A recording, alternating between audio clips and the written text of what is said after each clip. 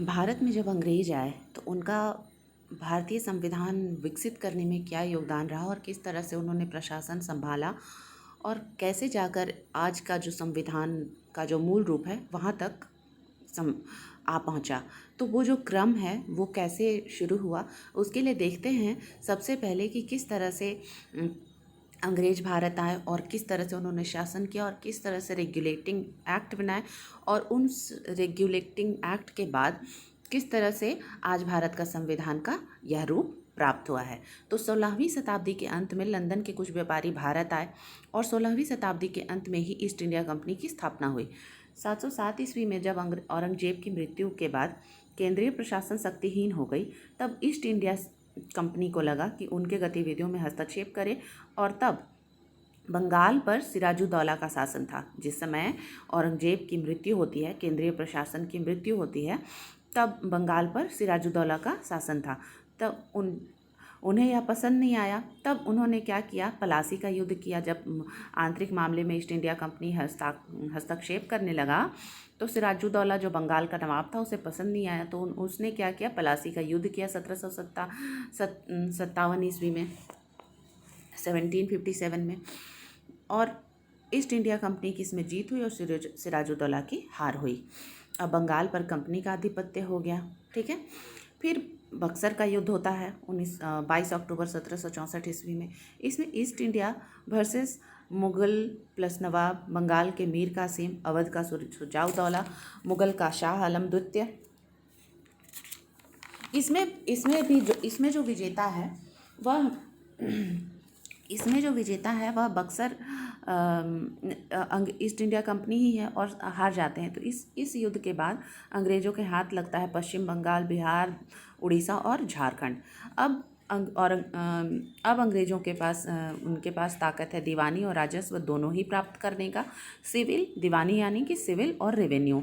अब जब किसी कंपनी के पास सिविल और रेवेन्यू दोनों राइट्स आ जाते हैं तो उसके पास एक राइट की ज़रूरत होती है, वो है जुडिशरी की, यानी कि न्यायपालिका के स्थापना की। तो अब यहाँ से 1773 का रेगुलेटिंग एक्ट शुरू होगा और 1773 में सबसे पहले अंग्रेज जो हैं वो सुप्रीम कोर्ट का गठन करेंगे। ठीक है। सुप्रीम कोर्ट के गठन के बाद जो 1773 के रेगुलेटिंग एक्ट के द्वारा 1774 में पास हुआ, उसमें 4 सदस्य थे। सबसे पहले जो सुप्रीम कोर्ट के न्यायाधीश का नाम याद रख सकते हैं, सर एलिजा एम्पे। उसके बाद अब क्या किए, अंग्रेज यहाँ पर ही नहीं रुकेंगे। अब उनके मद्रास जो प्रेसिडेंशियल था और फिर मुंबई प्रेसिडेंसी, इन दोनों को कोलकाता प्रेसिडेंसी के अंतर्गत ले आया। मद्रास जो कि अभी चेन्नई के नाम से जाना जाता है और जो कि तमिलनाडु की राजधानी है, और मुंबई जो है वो महाराष्ट्र की राजधानी है। इसको कोलकाता प्रेसिडेंसी के अंतर्गत ले आया। अभी अंग्रेज क्या कर रहे हैं, ईस्ट इंडिया कंपनी क्या कर रही है, शक्तियों का केंद्रीकरण कर रही है। बाद में जब शक्ति केंद्रीकृत हो जाएगी तब विकेंद्रीकरण की प्रक्रिया शुरू की जाएगी। अब क्या होगा, अब क्या अंग्रेज के अंतर्गत आ गया। जब मद्रास और मुंबई भी कोलकाता प्रेसिडेंसी के अंतर्गत आ गए तो वेस्ट बंगाल, झारखंड, बिहार, उड़ीसा तो पहले से था, अब मद्रास और मुंबई भी आ गए।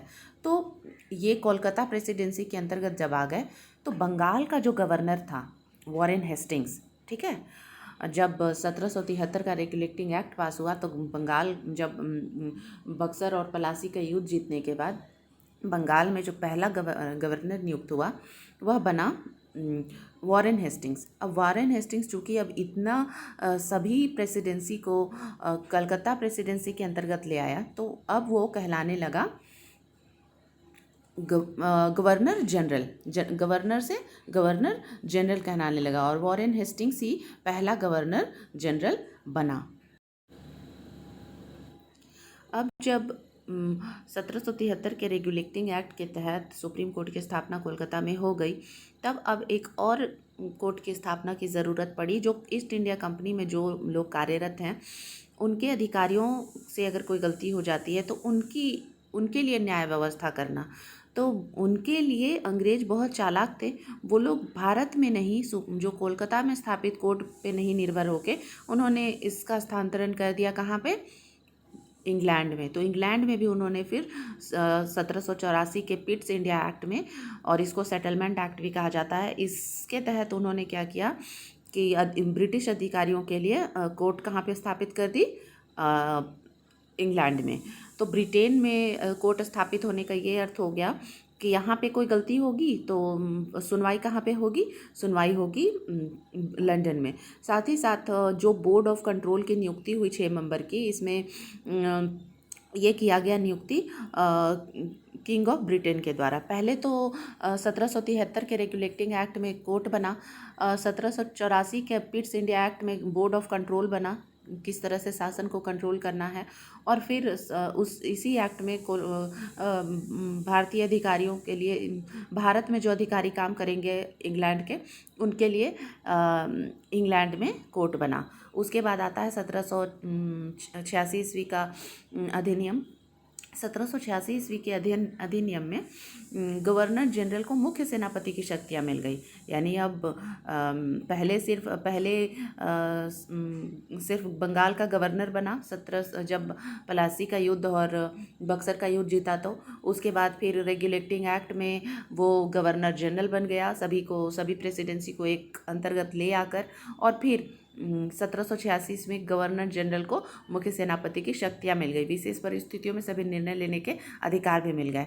उसके बाद आता है 1793 का चार्टर्ड एक्ट। अब चार्टर्ड एक्ट शुरू हो रहा है। चार्टर्ड यानी कुछ चीज़ का नियम और कानून। तो चार्टर्ड एक्ट क्या है? चार्टर्ड एक्ट के अंतर्गत अधिकारियों को भारत कोष से वेतन 20 साल के लिए दिया जाएगा। चार्टर्ड एक्ट में अब क्या होगा, 20 साल के लिए। अब पहले तो था कि नियुक्ति कर रहे ये लोग, अब नियुक्ति में वेतन कहाँ से दिया जाएगा? भारत कोष से दिया जाएगा। ईस्ट इंडिया कंपनी नहीं देगी वेतन। अब कौन देगा वेतन? 1793 का चार्टर्ड एक्ट से, 1793 के चार्टर्ड एक्ट में ये साफ साफ कह दिया गया कि अधिकारियों को वेतन कहाँ से दिया जाएगा? भारत के कोष से दिया जाएगा। अब जो कोष में अब किन्हें किन्हें वेतन मिलेगा? तो जो बोर्ड ऑफ कंट्रोल की नियुक्ति की गई, साथ ही साथ ईस्ट इंडिया कंपनी के जो सदस्य हैं, सबको वेतन भारत कोष से दिया जाएगा। उसके बाद यहाँ पे क्या हुआ कि जो इसमें 10 सदस्य जो बोर्ड ऑफ कंट्रोल में हैं, उसमें विदेश सचिव और प्लस 4 अन्य सदस्य सम्राट के प्रीवी काउंसिल के द्वारा नियुक्त होंगे। इस तरह की कुछ कुछ प्रोविजंस इसमें डाली गई। उसके बाद आता है 1813 का चार्टर्ड एक्ट। तो 1813 के चार्टर्ड एक्ट में जो ईसाई मिशनरीज थे, वो पूर्व अनुमति से भारत आ सकते थे अपने धर्म प्रचार प्रसार के लिए, ठीक है। और इस एक्ट में 1813 के एक्ट में 20 साल के लिए और अधिकार पत्र बढ़ा दिया गया। 1813 के एक्ट में ही विद्वानों को प्रोत्साहन के लिए 1 लाख रुपए प्रतिवर्ष दिया जाने लगा, ताकि साहित्य और कविता वगैरह के क्षेत्र में उत्थान किया जा सके। उसके बाद इसमें क्या किया गया? 1813 में एक और चीज़ किया गया कि कंपनी जो है, ईस्ट इंडिया कंपनी का भारतीय व्यापार पर एकाधिकार समाप्त कर दिया। पहले क्या था, एकाधिकार इसलिए रखना चाहता था क्योंकि वो व्यापार करना चाहते थे, लेकिन अब यहाँ पे वो शासन करना चाहते हैं, और शासन करने के लिए एकाधिकार अगर रखेंगे तो विकास नहीं कर पाएंगे। इसीलिए उस एकाधिकार को ये समाप्त करके बाकी लोगों के लिए भी रास्ता खोल रहे हैं, ताकि वो व्यापार कर सके, क्योंकि अब ये व्यापार से ऊपर उठकर अब ये शासन करने लगे हैं। उसके बाद यहाँ पे एक और प्रोविज़न ये क्या निकाले कि जो कंपनी है, कंपनी में जो ईस्ट इंडिया कंपनी के लोग जो भारत शासन में काम कर रहे हैं, वो उनके भागीदारी से ही लाभ होगा, और जो प्रॉफिट होगी उसका 10.5% जो है वो उन लोग को दे दिया जाएगा। जो कंपनी में सहयोग कर रहे हैं, जो लाभांश को अर्जित करने में जो काम कर रहे हैं, उनको 10.5% दे दिया जाएगा। उसके बाद आता है 1833 का चार्टर्ड एक्ट। तो इसमें क्या किया जाता है? अब है कोलकाता प्रेसिडेंसी के अंतर्गत तो सभी आ गए हैं। अब क्या है कि बंगाल में पहले था, बंगाल में गवर्नर था, फिर बना बंगाल का गवर्नर जनरल। उसके बाद सेनापति की सभी शक्तियाँ दे दी गई, और उसके बाद यहाँ पे बना भारत के गवर्नर जनरल जो है। अब यहाँ 1833 के से पहले तो था बंगाल का गवर्नर जनरल बना, ठीक है, लेकिन 1833 के चार्टर्ड एक्ट में बनेगा भारत के गवर्नर जनरल। ये बहुत बड़ी चेंज यहाँ पे आएगी। 1813 तक तो बंगाल का गवर्नर जनरल था, लेकिन 1833 में ही, ठीक है। मात्र 20 साल के अंदर में ही ये लोग भारत के गवर्नर जनरल घोषित कर देते हैं। और ईस्ट इंडिया कंपनी भारत के गवर्नर जनरल को घोषित करती है जब, तो उसका वो फर्स्ट गवर्नर जनरल बनता है विलियम बेंटिक। तो विलियम बेंटिक जब भारत का गवर्नर जनरल कहलाने लगता है और इसकी जो सरकार है वो भारत की सरकार कहलाने लगती है, यानी गवर्नर जनरल की जो सरकार है वो भारत की सरकार कहलाने लगती है। और जो परिषद की स्थापना की गई थी वो परिषद अब ईस्ट इंडिया कंपनी की परिषद या बोर्ड ऑफ कंट्रोल की परिषद नहीं कहलाएगी, बल्कि भारत परिषद कहलाएगी। इसमें एक और चीज़ का, इसमें 1833 में जो एक अच्छा सुधार हुआ वो था दास प्रथा को गैर कानूनी घोषित कर दिया गया और उसके उन्मूलन के लिए कार्य करने की व्यवस्था की गई। एक और चीज़ 1833 में हुआ कि धर्म, वंश, रंग या स्थान के आधार पर भेद नहीं किया जाएगा और नियुक्ति में समानता बरतने को प्रोविजंस किया जाएगा। उसके बाद इसी कानून में उसके बाद इसके आगे आता है 1853 का चार्टर्ड एक्ट। तो 1853 के चार्टर्ड एक्ट में अब देखेंगे कि इसमें क्या क्या होता है। तो 1853 के चार्टर्ड एक्ट में संपूर्ण भारत के लिए एक विधानमंडल की स्थापना की गई। उसके बाद विधायी परिषद और कार्यकारी परिषद को अलग कर दिया गया और बंगाल के लेफ्टिनेंट गवर्नर, जो बंगाल के लेफ्टिनेंट गवर्नर जनरल नियुक्त किया गया। और फिर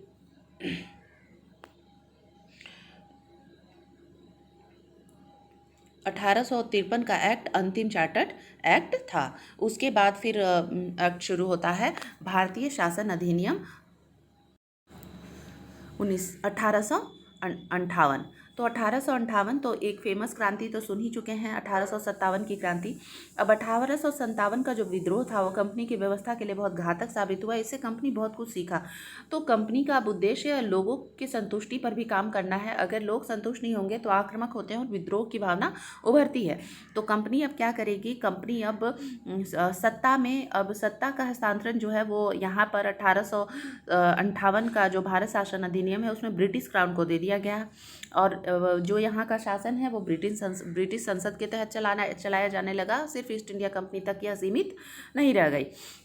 1858 का जो एक्ट है उसको the act for good government of India भी कहा जाने लगा।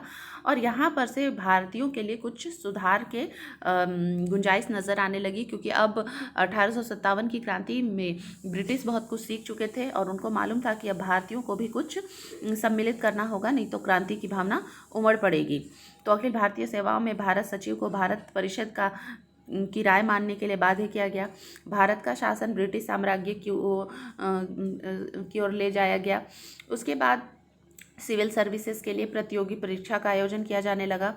गवर्नर जनरल क्राउन का प्रतिनिधित्व करेंगे यहाँ पर से 1858 के भारत शासन अधिनियम में। तो अब गवर्नर जनरल को वायसराय कहा जा सकता है, क्योंकि अब ये क्राउन के अंतर्गत आ गए। इस अधिनियम को ही भारतीय स्वतंत्रता का मैग्ना कार्टा भी कहा जाता है, यानी कि 1858 का भारत शासन अधिनियम को भारतीय स्वतंत्रता का मैग्ना कार्टा भी कहा जाता है। तो यहाँ पर से हमने ये देखा कि 1858 में काफ़ी सुधार भी किए जा रहे हैं। और जब जो फर्स्ट जो वायसराय बनेगा वो है कैनिंग जो है भारत का पहला वायसराय बनेगा।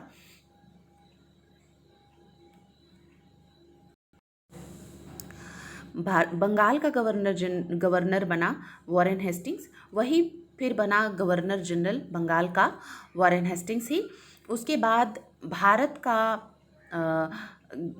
गवर्नर जनरल बनाया गया विलियम बेंटिक को।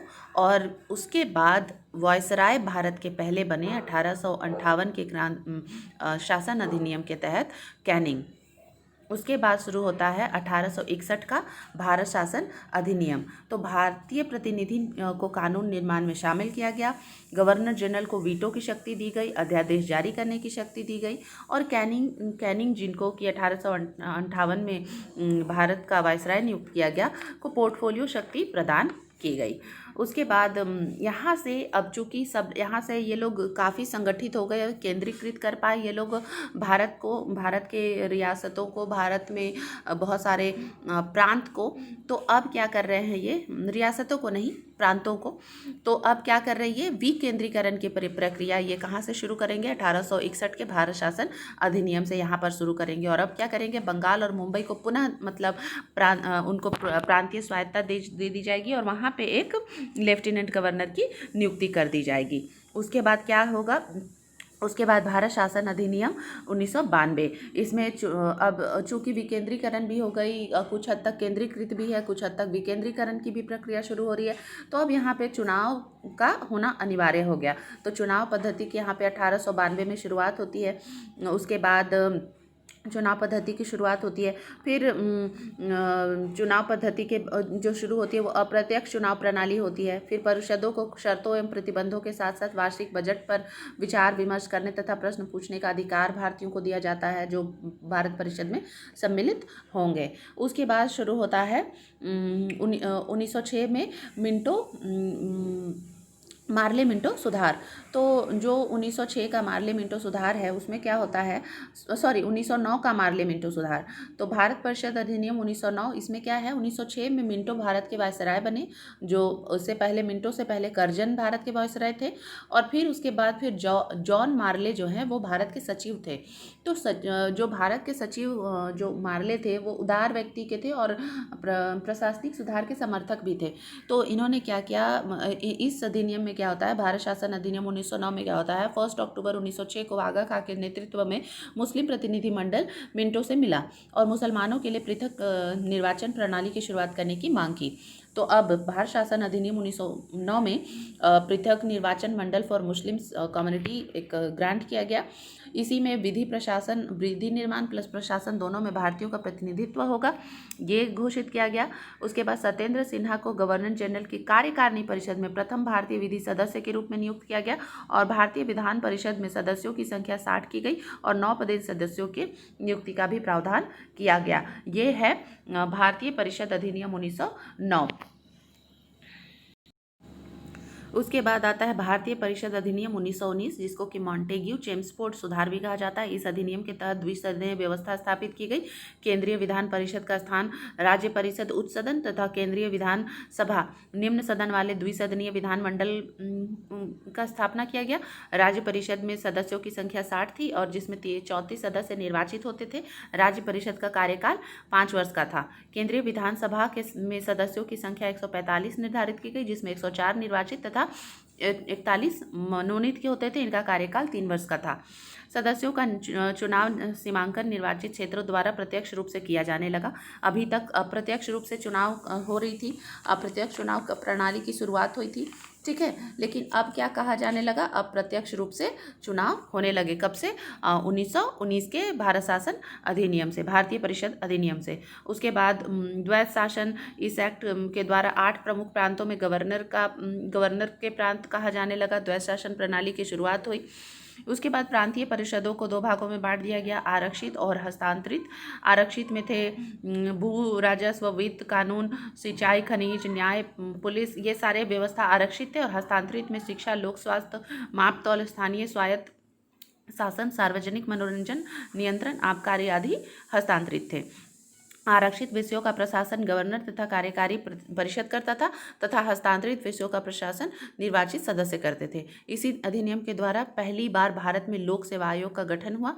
साथ ही पहली बार लोक लेखा तथा वित्त समिति का भी गठन हुआ। और मॉन्टेग्यू चेम्सफोर्ड सुधार में ही सबसे पहली बार भाषाई आधार पर राज्यों के पुनर्गठन की सिफारिश की गई, जिसके कि मॉन्टफोर्ड रिपोर्ट कहा जाता है, जो 1918 में प्रकाशित की गई। उसके बाद आता है भारत शासन अधिनियम 1935 का। भारत शासन अधिनियम 1920 से 1935 तक राष्ट्रीय आंदोलन का परिणाम था। यह विधेयक 2 अगस्त 1935 को पारित हुआ। प्रस्तावना रहित यह अधिनियम ब्रिटिश संसद के इतिहास का सबसे बड़ा और सबसे जटिल प्रलेख था। इसमें 14 भाग, 10 परिशिष्ट, 321 धाराएं और 10 अनुसूचियां थी। भारत का वर्तमान संवैधानिक ढांचा काफ़ी हद तक इस अधिनियम से मिलता जुलता है, यानी भारत शासन अधिनियम से काफ़ी हद तक आज का जो संविधान है वो मिलता जुलता है। इस अधिनियम का सबसे उल्लेखनीय विशेषता यह थी कि ब्रिटिश प्रांतों तथा संघ में शामिल होने वाले तैयार भारतीय रियासतों का अखिल भारतीय संघ बनाने का प्रावधान था। प्रांतों में द्वैत शासन व्यवस्था को समाप्त कर प्रांतों में पूर्ण उत्तरदायी सरकार बनाई गई।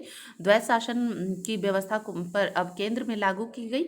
सुरक्षा, वैदेशिक संबंध तथा धार्मिक मामलों को गवर्नर जनरल के हाथों में केंद्रित किया गया तथा अन्य मामलों को गवर्नर जनरल की सहायता से मंत्रिमंडल में व्यवस्था की गई। संघीय न्यायपालिका की स्थापना की गई, जिसके विरुद्ध अपील जो है वो प्रिवी काउंसिल लंदन में की जा सकती थी। इसी अधिनियम के तहत भारत शासन अधिनियम 1935 के तहत बर्मा, जो कि अभी म्यांमार है, उसे अलग कर दिया गया और साथ ही साथ उड़ीसा तथा सिंध 2 नए प्रांत बनाए गए। और सांप्रदायिक निर्वाचन प्रणाली जो आगा खां के नेतृत्व में मार्ले मिंटो सुधार में आया था, उसे और अधिक विस्तृत किया गया तथा इसी अधिनियम में, भारत शासन अधिनियम में पहली बार प्राइम मिनिस्टर यानी कि प्रीमियर और मिनिस्टर, मंत्री, प्रधानमंत्री और मंत्री जैसे शब्द पहली बार जोड़े गए।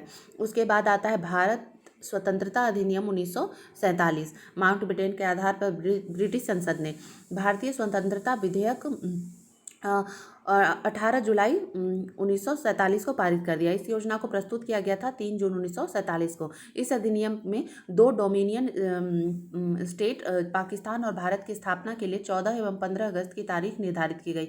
बंगाल और पंजाब में दो प्रांत बनाए गए।